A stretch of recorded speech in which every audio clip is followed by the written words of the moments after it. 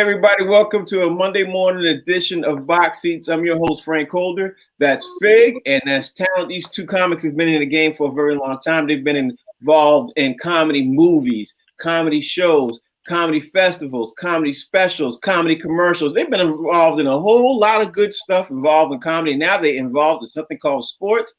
Fellas, how y'all doing this morning, and how was your Christmas?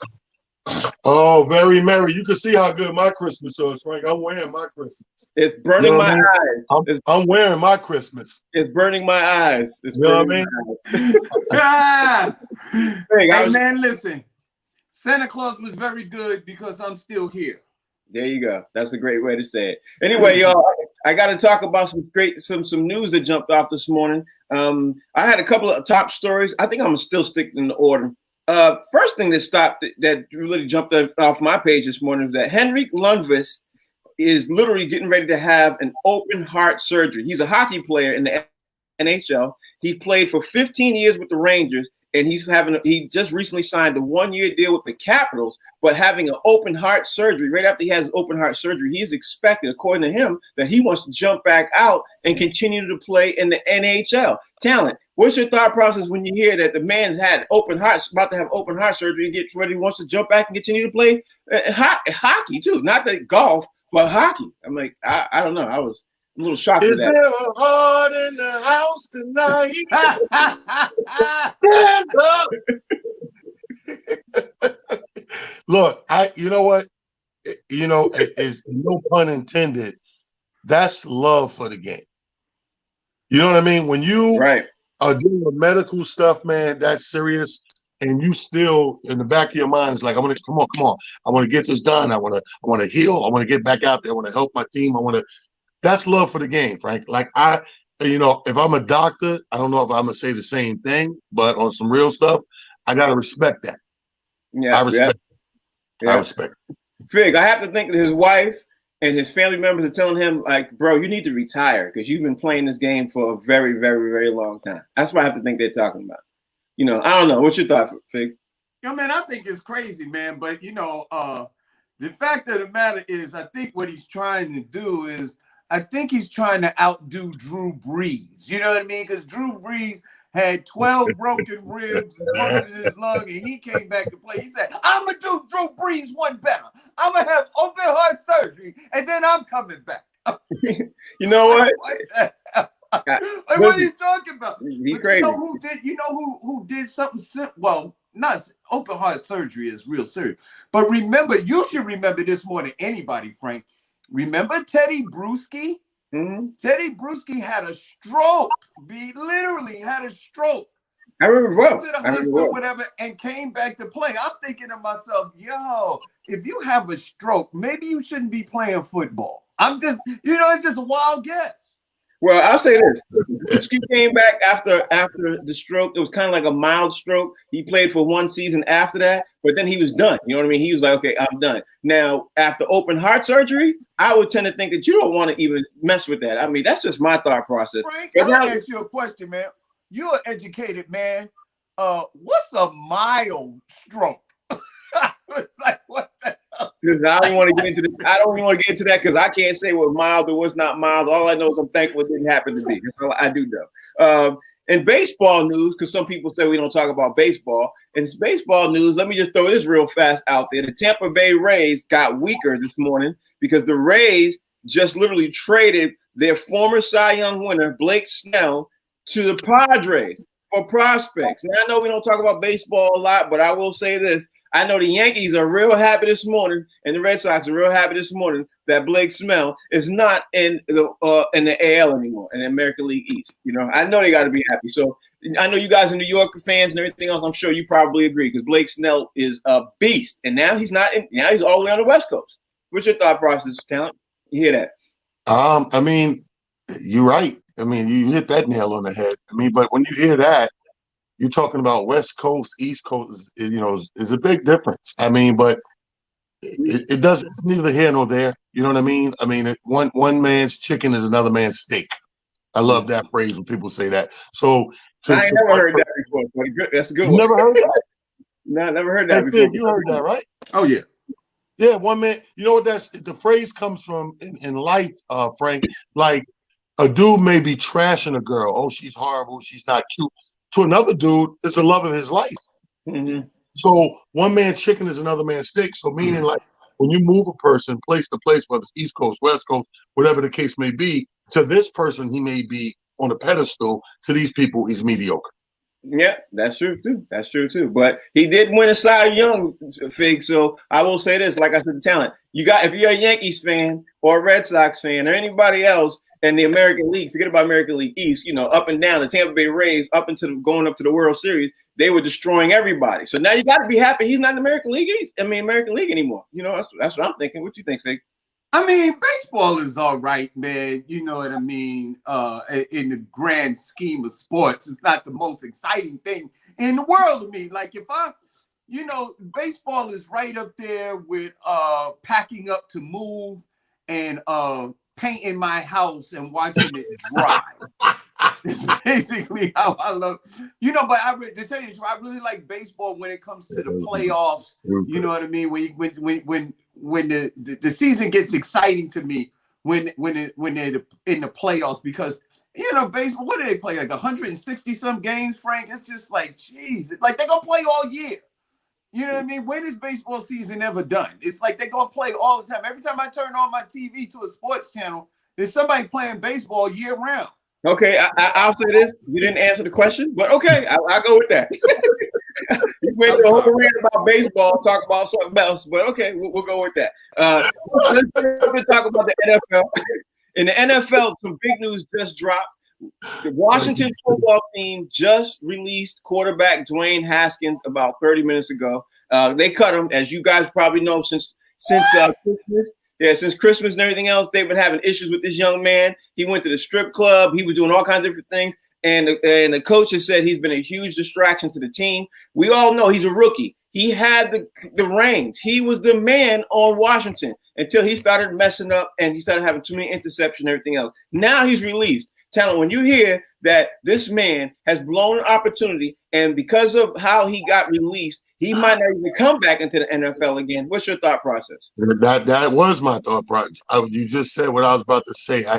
I hate, one of my biggest pet peeves in sports is watching somebody train wreck themselves early on.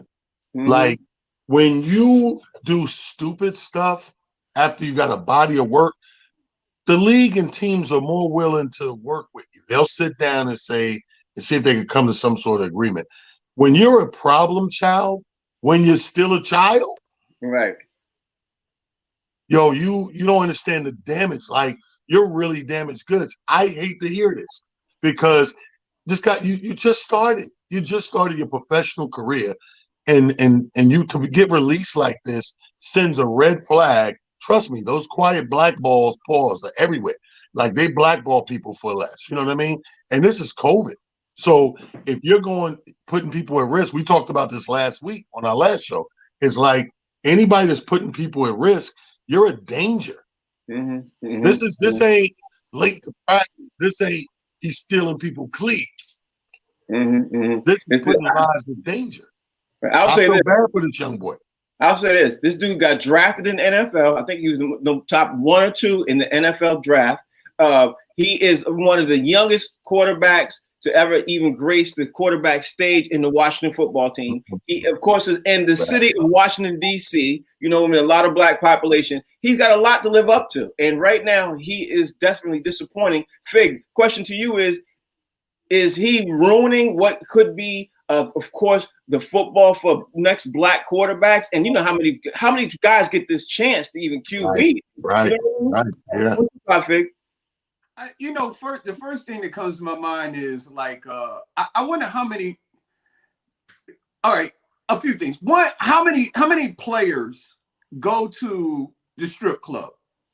Number one, because we've heard, like, since we've been on, we've heard about 3 or 4 stories of different players hanging out. I mean, it was Lou Williams, it's James Harden, it's this guy, that guy. I mean, to get cut for that, I'm like, come on, dude. And then the black quarterback, is very easy to get rid of you, like you was alluding to, Frank. Very easy to get rid of the black quarterback. But then there's something else that comes to my mind is Washington football team. Are they the ones that should be punishing the dude forever?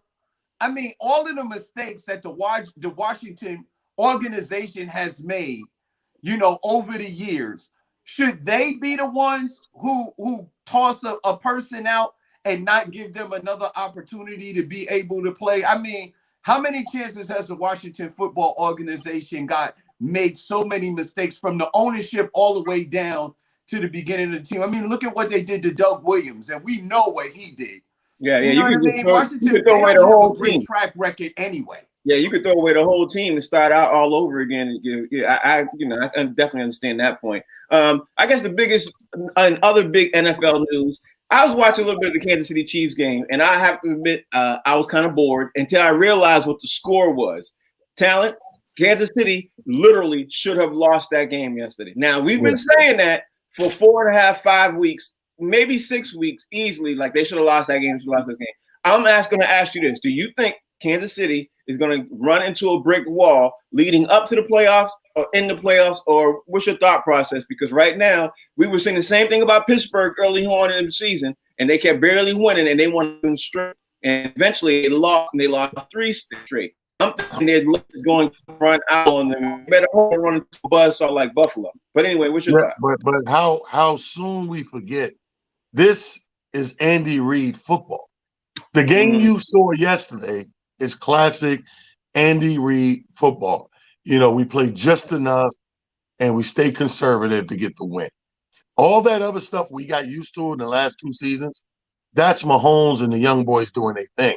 But this is classic Andy Reid football. This is how he coached all those years in Kansas City, coming out of Philly. That's him. He'll give you 3 quarters of play and a quarter and a half full of conservative, just sit on the ball, run the clock. We don't need no more points. We up 3. Let's just not let them score. That's the only way we're going to score. Otherwise, we're going to ride into the sunset. Classic Andy Reid football. Let me say this. I also still believe Kansas City, I'm not ready to throw the towel in on them. I think they play up and down to the level of competition. I'm a bet the house on that. Those guys play up or down to what the level of competition is deemed. I've been saying that the entire last 6-7 weeks myself, but I will say this, Fig, I'll leave with this. I think if Atlanta had hit that field goal and brought it into overtime, I think Atlanta could have definitely won that game by the way they had momentum. You know what I mean? Again, I'll throw the same question out that I did to Talent. I'm going to throw it out to you, Fig. Do you think it's going to catch up to them? Do you think their luck is going to run out? Or do you think we shouldn't worry? We are just overly concerned with Kansas City and the way they're playing. I think it may be over concerned for 2 reasons. One reason is they didn't have all of their players. I think they rested a couple of players due to minor injuries yesterday. And 2, this was the second time in 3 weeks that they played Atlanta. And we did say, I think last week that, or even a couple of weeks ago, that it's going to be difficult to run the table and beat the same team twice in such a short period of time, because you just get used to players. You know what I mean? It's almost like in a playoff game with the NBA. When you see a team over and over and over again, you get used to what it is they're trying to do, and nothing really catches you off guard. Mm-hmm. Last but not least, I think what Talent said, is really, really big, is that I think Kansas City is playing up or down to the level of their competition, because when they play the teams that are supposed to beat them, they beat the dog crap out of them. Mm-hmm. You know what I mean? And the teams that they're supposed to beat, it just seems like they said, we just do just enough to win. That could come back to bite you, though. But, when you have a dude like Patrick Mahomes and all of those weapons, it seems very difficult to do that. I think you got to score 30-plus points to beat a Kansas City Chiefs team. At least 30 points. When it comes down to teams that are barely getting by, we got to talk about the Steelers, because they barely got by the Colts yesterday. And Talent, I'll say this, they were down, they were losing, I think it was 24-7. They came back and won 28-24. I saw their season completely slipping away from them. If they had lost that game, I think they would have fell out of a couple more slots in the playoff lineup and everything else. But I think that would destroy their whole team chemistry and everything else. But they won. Now, I guess if you're a Pittsburgh Steelers fan, you're feeling kind of happy. But I'm asking you, you're a New York Jets fan and everything else. What's your thought process when you just look at how Pittsburgh was able to come back? They were able to win. Are you confident looking at the Steelers going into the playoffs, or are you still, has nothing changed since last week? Hell no. Steelers are always just going to be in the way. They're always in the way. So I think that they're going to give whoever they face that first game a run for their money, may even win, but that's about as far as that will go. Like, again, that team is not all the way together, man. Something happened or something caught up to them. Let me say that. That's better. Something caught up to them. They were playing a certain type of football that was getting over. Remember, the first 5-6 games, I'm like, they were squeaking by and winning with a bunch of errors and INTs, and they were squeaking by. And I just think that takes a toll. This is the football league. This is where people bang every week. So you bang every week. I got a couch over here. If I don't sleep right, I'm waking up messed up. This is banging. So as the time go on, the body takes a toll on the season, starts to take a toll on the body. And like even Big Ben, you're not looking at the same Big Ben from week 2. Right. That's true. That's true. That's true. Fig. Get out of here. I'm asking you the same question. When you look at the Steelers, after you saw that win yesterday, are you confident that the Steelers are back, or you still think there ain't nothing changed with the Steelers? No, I don't think. Well, the things have changed, but they changed for the worse because, like Talon said, this is not the same Ben that we seen in the beginning of the season, because the season takes a toll on you, and the older that you get, the harder it is to recover. You could do it in the beginning, but as these games go on, like we're going into week 17, you know, that begins to wear on you the older you get. Ben is taking some nice hits, and remember, he's just coming off of surgery. The Steelers don't really have a running game that we can speak of, and they're asking Ben to do a lot. As a player gets older, you need to put players around them so they could sort of build the player up. The Ben that can carry a team is pretty much no longer in existence. And asking him to throw the ball 40 times at his age, at this juncture of the season, and just coming off of surgery, is asking too much for him to be able to do. So I don't think the Steelers are going much further than, you know, they'll make it possibly to the playoffs, lose in the first or second round. I don't see them as a Super Bowl contender at all. I think let's give Tomlin a lot of credit for being able to manage them to where it is that they are, because he's always been a great coach. I think they're going to be a one-and-done team when they get to the playoffs. I think they're going to run into somebody and somebody going to smack them up in the playoffs. But we'll see. I mean, you know, I have been proven wrong before. Smack them up in the playoffs. Smack them up in the playoffs. Listen, because we always say we are who they thought they were. Pittsburgh is not as good as their record is saying right now. I don't care what nobody says. I watched them play. They are not as good as their record is saying, you know. And then there's some teams that are not as bad as their record says either. You know what I mean? I'll go along with that.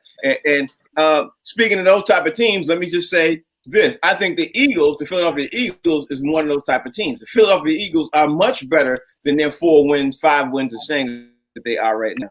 But the Eagles did lose to the Cowboys yesterday, and they helped stir the pot more again of course, the QB controversy, because Jalen Hurts didn't ball out yesterday. He threw too many interceptions.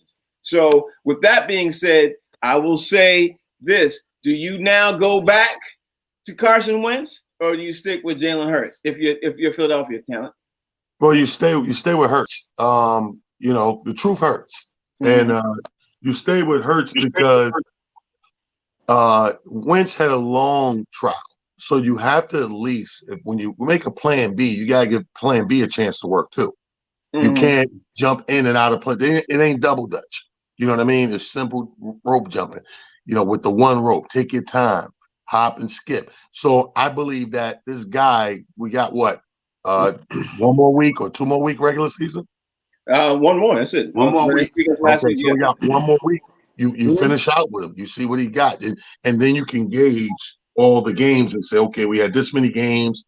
Your numbers are this. Give yourself a complete essay of numbers so you can go back, reflect, and go, well, percentage-wise and average-wise, he was a better quarterback. Okay. All right. Fig, if you're Doug Peterson, do you sit there and say, you know what, I'm going to ride out to the sunset with Jalen Hurts? or do you put in Carson Wentz, even though you lost to the Cowboys and gave the Cowboys hope? You know what I mean? You gave Cowboys hope they might have to make the playoffs. You know what I mean? Listen, the NFC East, I don't care who made it. Ain't nobody going past the first game of the playoffs, so it doesn't matter. You got the whole division. It has losing record. So who cares who makes it? You know what I mean? The thing is that this kid hasn't had an opportunity to really play at a high level. What are we looking at? 3 games? What can you tell about a quarterback in the NFL? 3 games at the end of the season. You know what I mean? He's just getting his feet wet. And I really didn't think that Jalen Hurts was going to come in and do well anyway, because in the beginning I was saying that what difference does it make if he doesn't have an offensive line to protect him? You know what I mean? He got away with running that first game that he played. And then teams started scheming for the fact that he was running and compensating for the lack of talent on the offensive line. So that it just caught up with him. The bottom line is whether you put Wentz back there, Jalen Hurts, Peyton Manning, I don't care who you put back there. If you don't have an offensive line, the quarterback is not going to be able to do that well. You don't have a running game to speak of. And the quarterback 9 times out of 10 is running for their life. So I don't care who you put back there. It is what it is. Yeah, I mean, there's no dispute anything he said because all of it is good. I just think Jalen Hurts made the Philadelphia Eagles be a completely different team when he was playing compared to Carson Wentz, even though nothing changed except the QB. Speaking of changing in QB, let's talk about the Bears before we talk about the NBA, jump into that stuff. The Bears defeated Jacksonville. They've now won 3 straight. The Bears have now, they seem hot. Their offense has scored at least 35 points a game. So I guess, we ask all the time, should they keep Mitchell Trubisky? Should they get rid of him? I think Mitch there made a good statement for them to be able to keep him riding into the playoffs right about now. You know what I mean? I think he secured his job. I think he's there. I think he's a good guy to move forward. But Bears fans are up in arms. So, Talent, if you are Bears management, do you keep Matt Nagy and Mitch Trubisky, or you get rid of the coach and the QB and see what?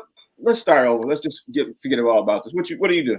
Well, I think first of all, you got to look at the roster, see which high school they're playing at next, right? Because they got 3 games, but they beat a varsity team and 2 JVs.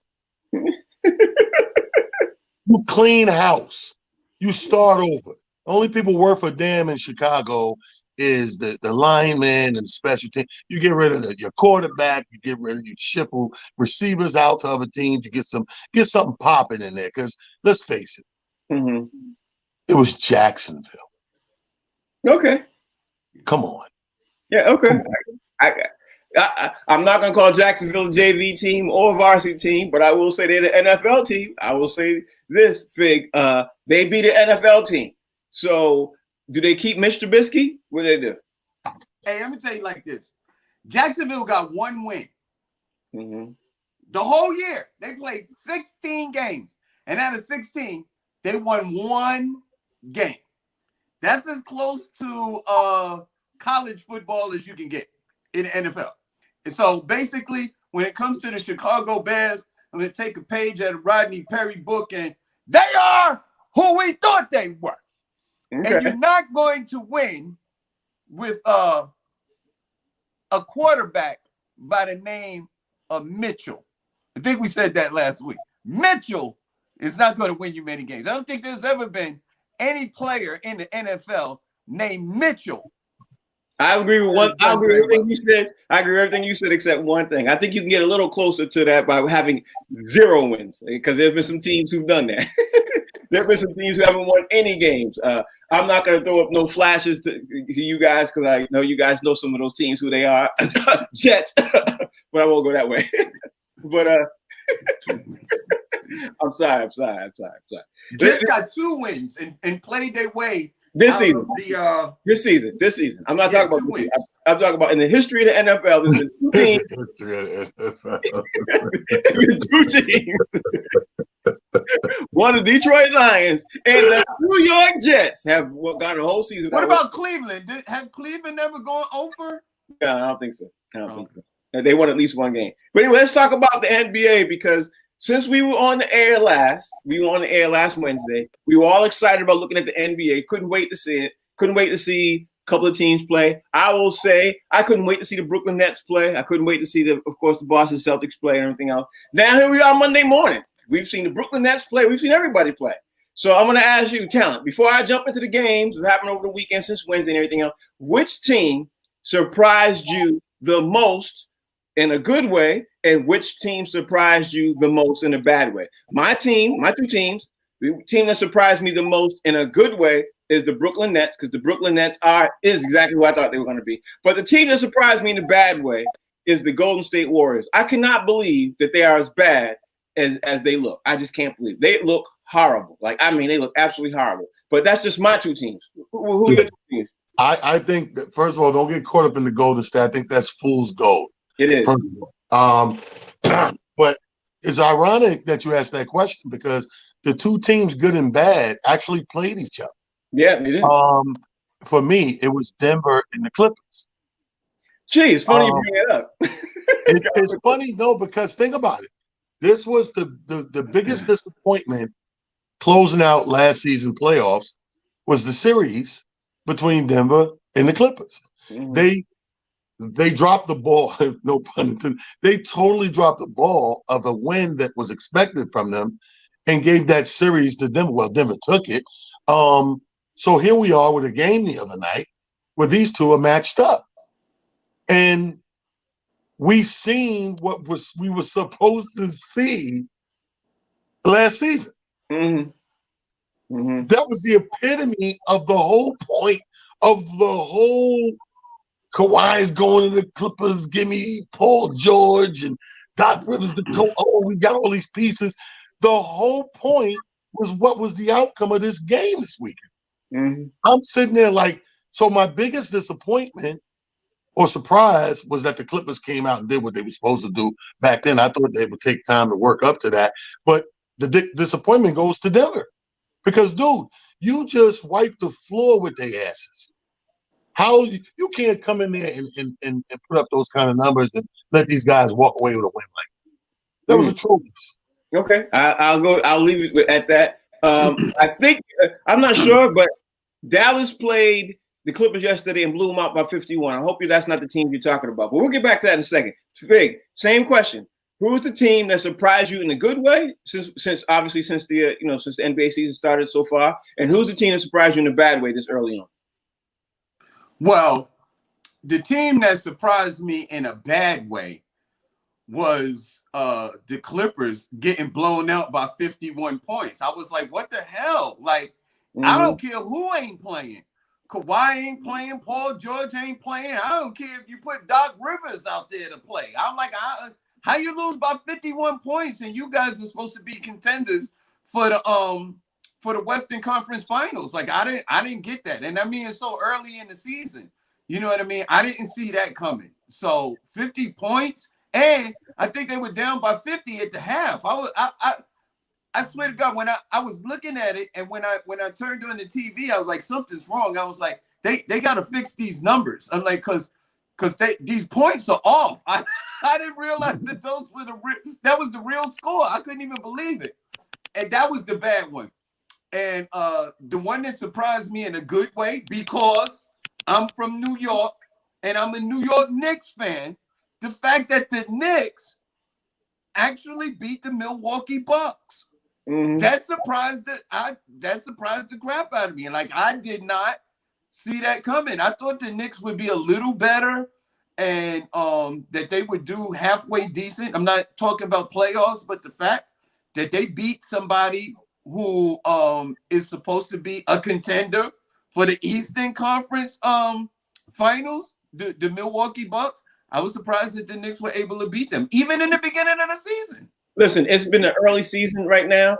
We're only 3 or 4 games in for most of the teams and everything else right now. The Milwaukee Bucks have already got 2 losses this early on in the season when they didn't have 2 losses to the middle of the season at the middle of last year. So that's interesting. But because we were talking about, of course, the Clippers and everything else, I'm going to ask you this, Talent. Do you think the Clippers are now going to be in some serious dire straits, because Kawhi is now sitting out, and you know he's going to milk this. You know, Kawhi, when he gets a little injured, he's going to milk this, bro. He's going to milk it. He gonna sit down. He got 8 stitches in his mouth. Everything else. That triangle offense they tried to run yesterday without him and everything else, that didn't work. Not like that was nowhere to be found. Didn't work at any way, shape, or form because they were losing by 50, 51 the entire game. So now, if you are the Clippers management and Clippers ownership, are you sitting there concerned moving forward, or what's your thought process?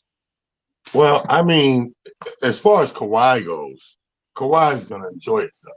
You know, there's nothing feels better than somebody needing you. So the fact that I'm out and you lose, I know it sounds morbid, but people who need to be needed, they like that. They like when they're gone, things fall apart, where they can come back and go, see, you need me.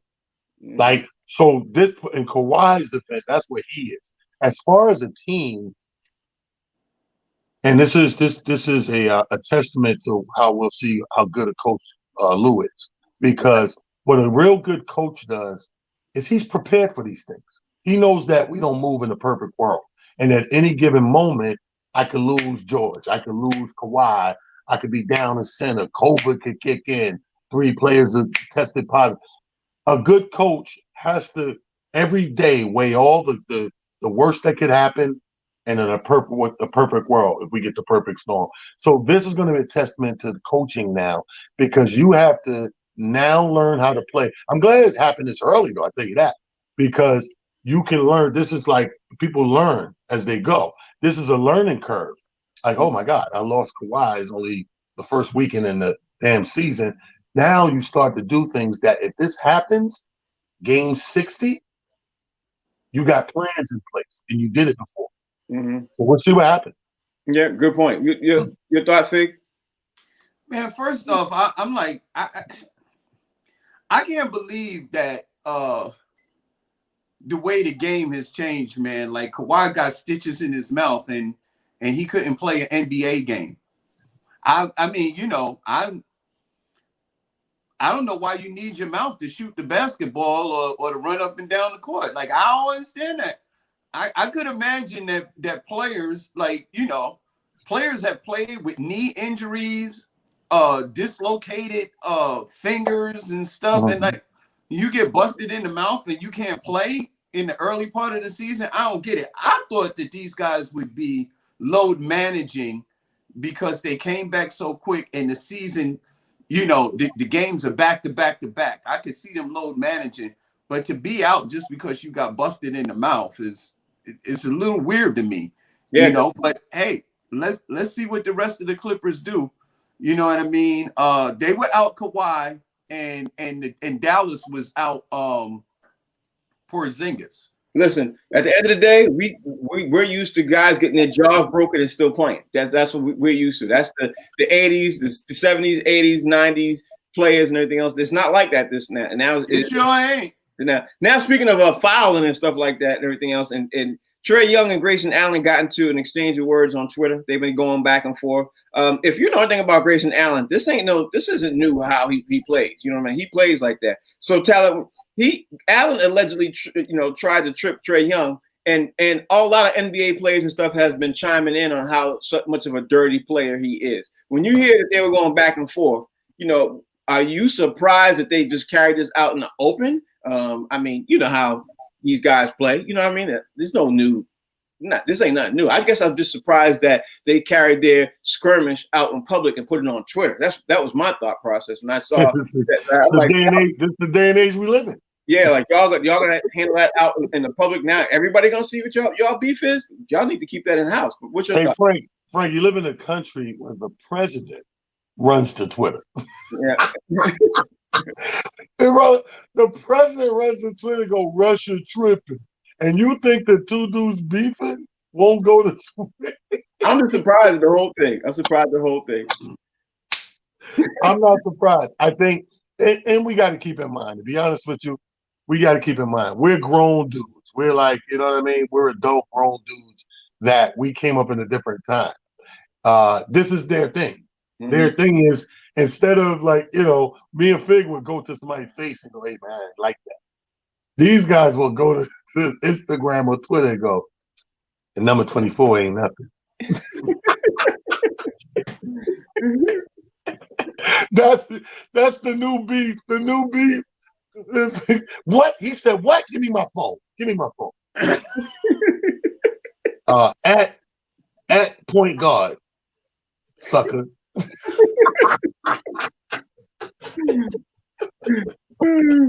That's true. But that's the new beef. So I don't want you to be surprised because they're young. You know what I mean? When we look at these players, you know what's funny is we have a habit of putting people on a grown scale because they're doing something grown. Like NBA's always been grown to us. The NFL, all these sports, professional sports, they're grown. So when we become fans of the sport, we're watching these youngsters, but to us in our mind, we're giving them the benefit of the doubt of being grown. And they're still 25, 27, 28. So it ain't until something happens, it reminds you, go, oh, you know what? It's Trae Young, you know. Like you sit there like, oh, these two grown men about to go at it. And nothing happens. Somebody get a flagrant one. They go home. 2 days later, your Twitter feed pop up and somebody go at sucker ass point guard. Hey, what's going on? Hey, Fig, the missus said it absolutely right. She just said they bunch of Twitter gangsters. You know what I mean? It's true. I think these people are gangsters online. You know what I mean? They're gangsters online. But when you hear this stuff like this, everything else, how shocking is it to you that you see that these two dudes are going at it online about stuff that happened in the game? You know, the funny part to me is that when Talent was talking about it, he did like this. Like, no, you didn't. Yeah. Like, why you say that? Yo, man, Grayson Allen. Let me tell you about Grayson Allen. This kid had the reputation of being dirty when he was in college. Mm-hmm. So he's gonna meet the wrong dude. There's still some players in the NBA that got that gangster in them, and they're gonna bust Grayson Allen in the mouth, and they're gonna take whatever consequences come without that. Remember, I don't know if you cats remember this, but remember when Garnett said something about Melo's wife in the game, and Melo said, "Oh, okay." He went to the players, he went to their locker room and was waiting outside. He was following him to the bus. He was like, yo, we're going to handle this right now. He said, you're not going to talk to me like that. So there's some players that still got that in them. You know what I mean? Some players ain't going to go for Grayson Allen tripping them and doing dirty plays to that, because guess what? If a guy fall the wrong way, you could ruin his whole career. And everybody ain't going for that. I know we're in a new era, and I know it's Twitter gangsters, but there's still some players that still got that old school in them, and they going to check Grayson Allen's jaw. Yeah, they will. Because you can really hurt a player. You know what I mean, by playing dirty like that. Listen, let's talk. Speaking of injuries, Spencer Dwindle, he suffered an injury, and he was part of the New Jersey Nets bench that made their bench look phenomenal. Like, I watched the New Jersey Nets play over the weekend, and I was like, their bench could start for most NBA teams. Their bench could. Now he gets injured, and it takes a lot away from what New Jersey Nets was doing, and they ended up losing to Charlotte last night. Like, I don't think anybody saw them losing to Charlotte last night, and I don't think anybody saw the way that my man dunked on him. What's his name? Terry Rozier. The way he came up and he slammed and he dunked on KD, and next thing you know, that's all over SportsCenter all last night and this morning. I don't think anybody saw that coming. But with that injury, Talent, is New Jersey Nets fine, or is that going to take a couple of L's? They're going to take a couple of L's moving forward. Nah, man, they're so deep. That team. I said this when we watched Game 1, when they first broke in their first game. I'm like, yo, both those teams in that first game were so deep. The coaches was playing on one team, 10 players, and all 12 on the other team. Like, when the last time we seen that? Mm-hmm. Like, you don't see that. That's not NBA as we know it. You know what I mean? Like, I think that you got to be blowing somebody out by 58 for that last guy to get in. Yeah, we had a white dude on the Knicks. We did that with. You know what I mean? What's that dude's name? You know what I'm talking about? Yeah, the big Danny Boonadaki.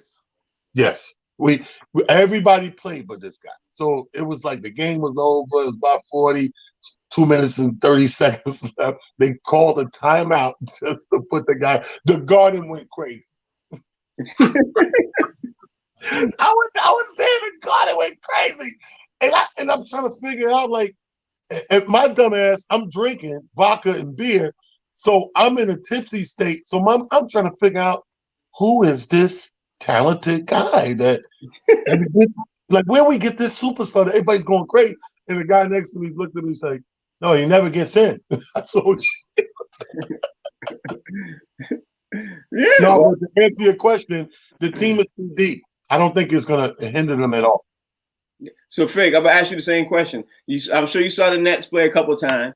I'm sure you probably saw the loss, too. When you saw the game last night, it seemed like that one player, when he got hurt, it threw their whole momentum off, and they ended up playing from behind the whole game. They almost caught him, but they played from behind the whole game. What's your thoughts when you saw that? Well, here's the thing. Dinwiddie is he's one of their better players to come off the bench and stuff like that. You got Joe Harris, Carius LeVert. I mean, you got so many guys on the Nets team that it just is what it is. And then think about this: these guys, they were playing a team that you never expect to win. They played down to the level of their competition. Mm-hmm. Gordon had a great game. I think he scored like 36 points. You know what I mean? Like, who gets up for them? You don't get up when Charlotte is coming to town. Charlotte is coming to town. You're not, oh yeah, we got to play our A game. You just, and then I don't think Dinwiddie got hurt. I don't think it's season ending. No. You know what I mean? So he's gonna be back. And then like Talon said, you're gonna shorten your roster when the rubber meets the road. You're gonna shorten your roster, and you're gonna play your best players. And the Charlotte will never be able to see the Nets. They would be not even a chance. They ain't even That's a guy with AAA. Fig at AAA. When the rubber meets the road, that's a AAA standard. When the rubber meets the road, that brother got AAA, don't he? Let me tell you something, Fig. You're right about one thing. Nobody's getting excited. Oh my God, Charlotte's coming to town. That's why we need to bring the cheerleaders back. Nobody agrees? I agree. Absolutely. I think Charlotte needs to hire the Dallas Cowboy cheerleaders just to get somebody to pay attention. All right, let me ask you all about I got a couple of things I want to ask you all about. Let me ask you all about Steph Curry, because over the weekend we saw a video of Steph Curry. I don't want to assume. Let me just say, I'm hoping you saw this video. They showed a video on the internet of Steph Curry shooting 105 threes in a row. I've never seen that. I didn't even think that was physically possible. I didn't think Larry Bird could do that. I don't think any of the greatest shooters could do that. But Steph Curry did that before he missed one shot. I walked away from that saying, you know what? This dude really is the best point guard or the best guard shooter in the game. Might even be the best pure shooter of all time. That's what I took. And then when he played the game, he continued to do that. He was shooting the lights out and they ended up winning last night. So I guess my question to you is, when you saw that talent, were you just as amazed as me? You play ball. Do you know anybody who can hit any shots 105 times before they miss? Like, that's unheard of. Yeah, that's unheard of. That's that. But I mean, if we go back 2 or 3 seasons and look how that man's shooting the game, like some of the shots he make in real time is when you make a video just shooting. That's one thing. When you're able to convey that in real time, remember how we talked about the bubble? Some people play better because there's nobody around. So they balling out like scrimmage time. And then some people thrive off of people being around.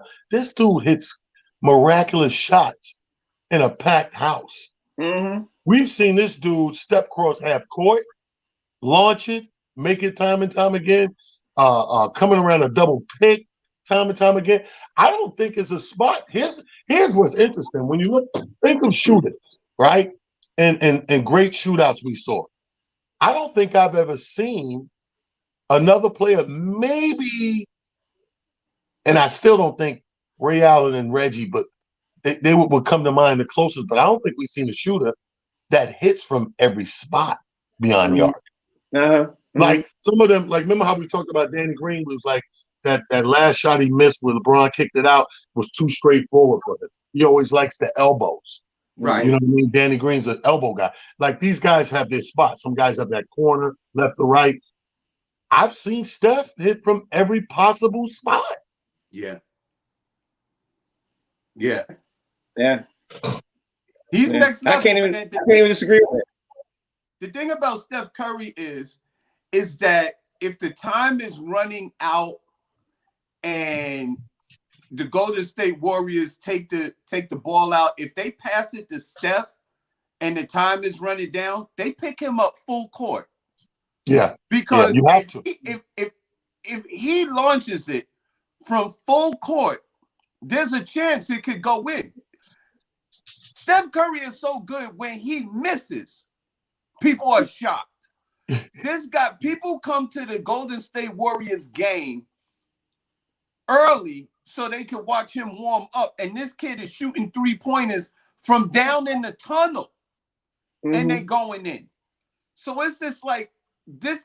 It's literally, he has a gift. He might be the best shooter that the NBA has ever seen. And like Talon said, we've seen him make it in games when the game was on the line, like step across half court.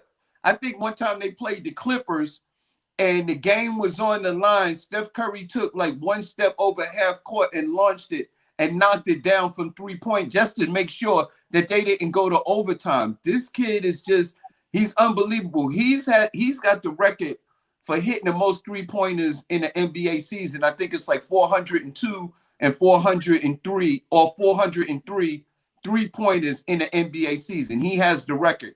He's, like I said, hands down, probably the greatest shooter that the NBA has ever seen. See, I thought before the season started, before I saw that video, I definitely thought he was in the top 3. But after I saw that yesterday, I mean, people, if you play basketball or you even watch basketball, you'll understand how hard it is just to hit 20 shots straight. But 105, like, that's unheard of. Like I said, who's the other two, Frank?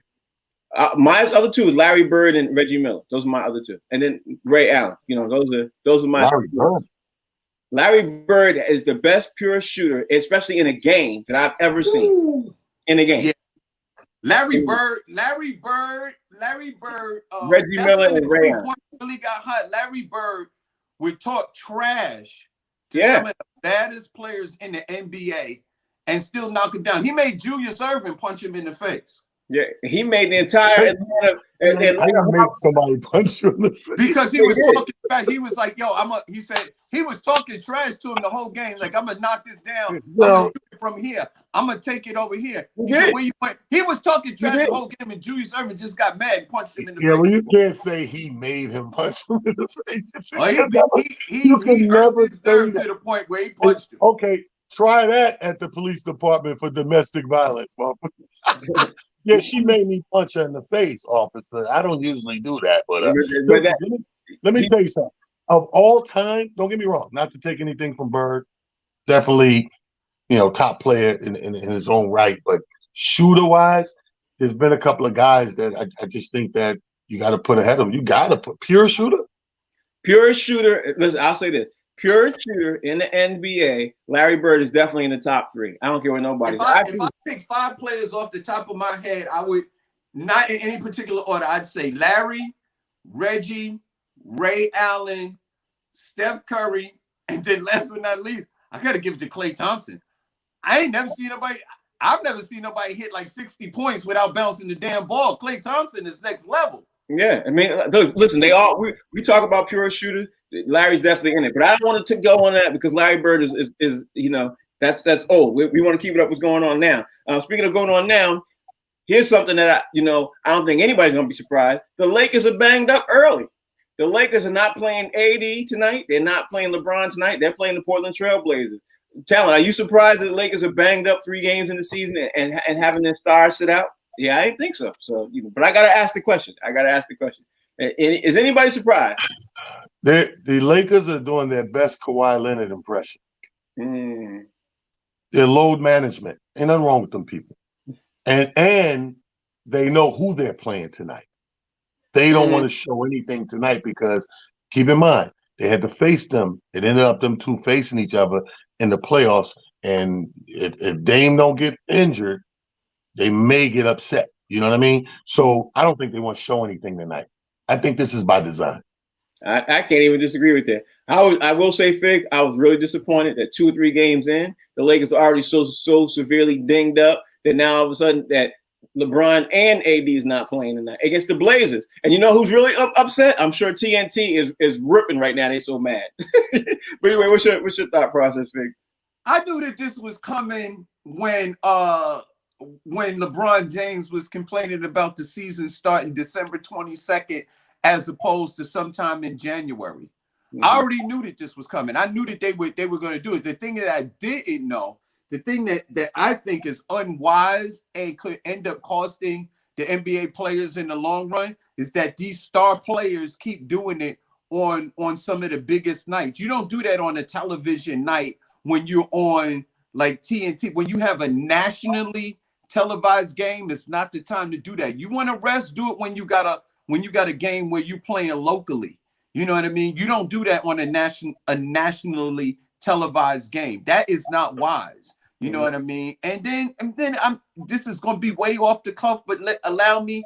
This is why when we talk about the greatest of all time, a lot of older people don't want to give LeBron his due because you load manage and you take games off when the person that we talk about as the greatest player of all time never did. Yeah, he never took the game off. I can't disagree.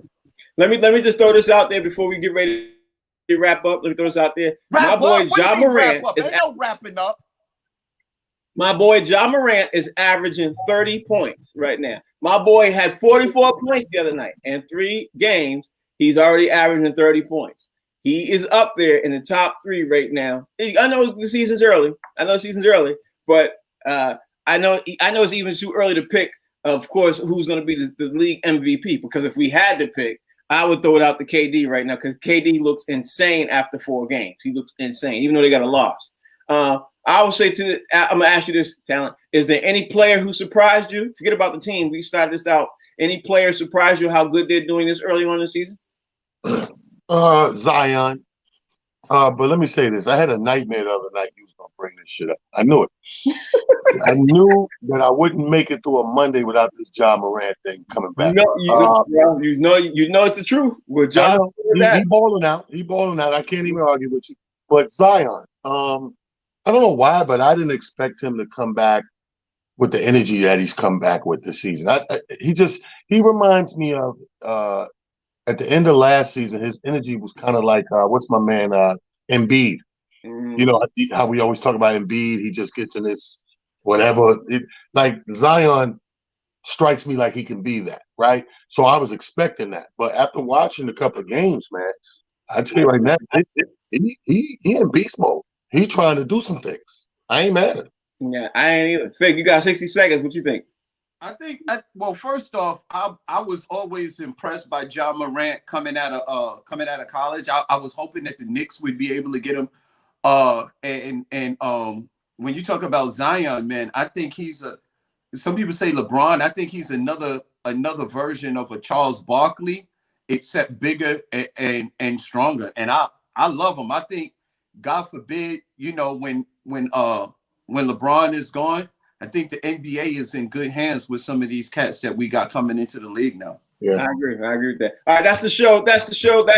Talent. Tell everybody out there how they can follow you. Oh, hey, look, follow me, man. I'm on Twitter at It's Just Comedy. I'm on IG, Instagram, Talent the Comedian, and on Facebook, King Talent Harris. Right, Fig? Yes, sir.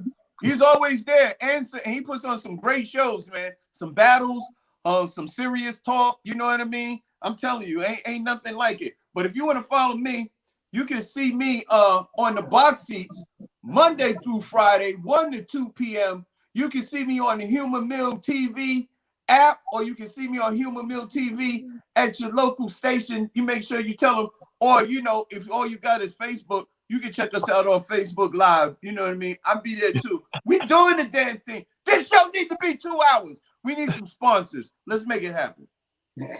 My name is Frank Holder. That's Talent. That's Fig. You're watching the show called The Box Seats. We're on every day, Monday through Friday from 1 to 2. We're on the app called The Humor Mill, and I'm getting blinded, so I got to hurry and wrap this up because Jets fans are showing themselves today. See what I'm saying? Anyway, that's the show. We'll be back tomorrow from 1 to 2. We are on the Humor Mill app. And as you know, we also the channel. You can download the app. You can call your cable service provider. You can do all that. Like I said, I'm Frank. That's Talent. That's Fig. We'll see y'all tomorrow on the show called The Box Seats. Same bad time, same bad channel.